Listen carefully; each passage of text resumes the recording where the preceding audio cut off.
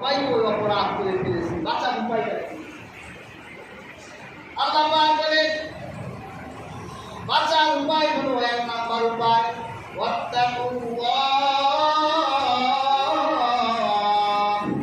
আল্লাহকে ভয় করো।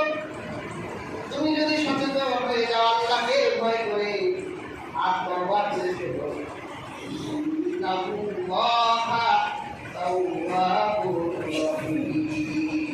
নিশ্চয়ই আল্লাহ তওবা কবুলকারী আর তাহলে ইমানের সাথে যদি লিপ্ত থাকি, আল্লাহকে ভয় করে তওবা করে ফেলতে হবে যে আজ থেকে আর কারো ব্যাপারে মোবারক না করব।